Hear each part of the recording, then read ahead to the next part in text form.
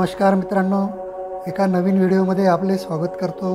प्रत्येकाच्या आयुष्यामध्ये कधी ना कधी वाईट दिवस येतात, जेव्हा काहीच करायची इच्छा होत नाही, पूर्ण दिवस तणावात जातो, सगळेच प्रश्न एकाच वेळी समोर येतात। वाटतं का माझ्यासोबतच असं होतं, मन चिडचिड करतं, राग येतो आणि तो नकळत आपल्या माणसावरच निघतो। पण हे असं का होतं, थोडा विचार करा। कारण आलेल्या वाईट परिस्थितीला आपण दुसऱ्यालाच जबाबदार धरतो।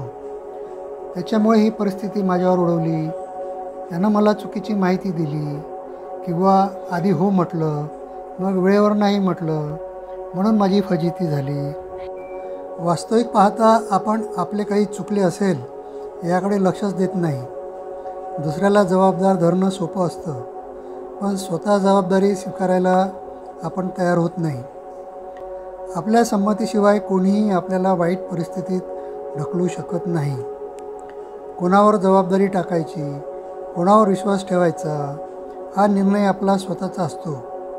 व निर्णय जरी चुकला तरी या वाईट परिस्थितीतून स्वतःला बाहेर काढायची जबाबदारी ही सुद्धा आपली स्वतःचीच असते।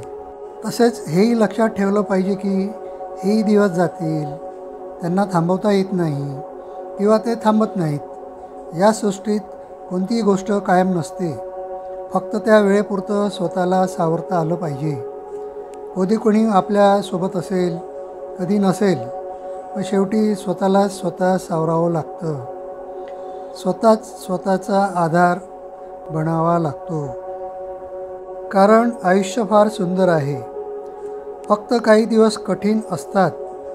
म्हणून लक्षात ठेवा, वाईट दिवस असतात ते कायम नसतात, पण आयुष्य वाईट नसतं, ते खूप सुंदर असतं।